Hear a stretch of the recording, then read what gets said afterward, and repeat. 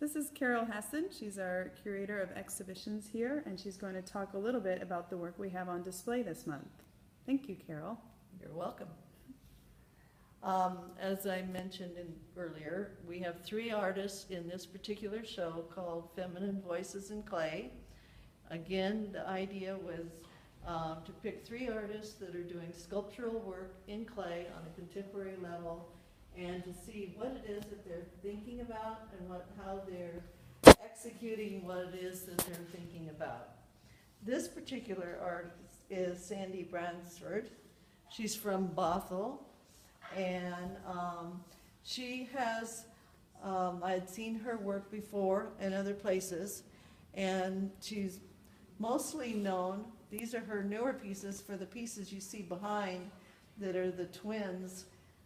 It's very decorative work and a lot of surface technique that's put onto them.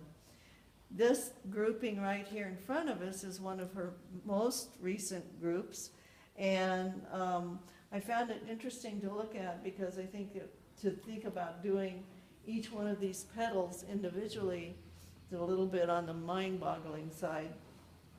She did tell me that what she's doing here is using paper clay. I honestly didn't know what paper clay was, but paper clay is clay that comes with a paper fiber in it. It's a little bit stronger, it's a little bit more expensive, but it only requires 1 firing as opposed to being greenware and then having to be fired again the second time.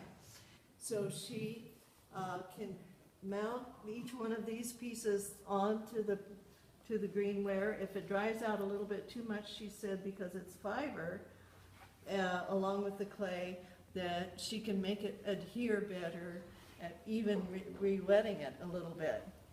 Then after she's got it all together, it's fired as 1 piece, and then she paints it. She does not fire it or glaze it the second time around. So each one of these is painted 3 times, she said, to get that striped effect and get it to go down. You'll notice that she's working with a female head in this particular one, but over here, we're working with bird shapes, and these bird shapes, again, have the female figure, but she feels that the bird and the female go hand in hand quite a bit, and you'll notice that being repeated in her work from time to time.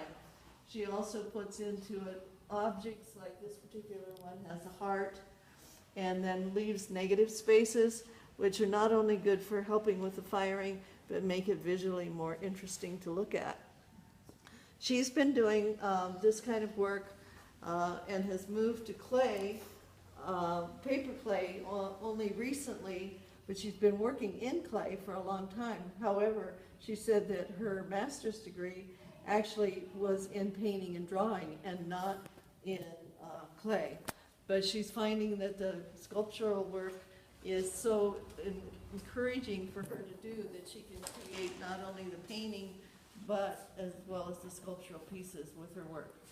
If you look closely at a piece like this, you can see that the color is very important along with all the texture. So she's interested in different cultures. She's interested in what women are doing with different cultures and how women are responding to them. So whereas one artist is working with endangered species, another is working with a real cultural pattern, more or less. Thank you. You're welcome.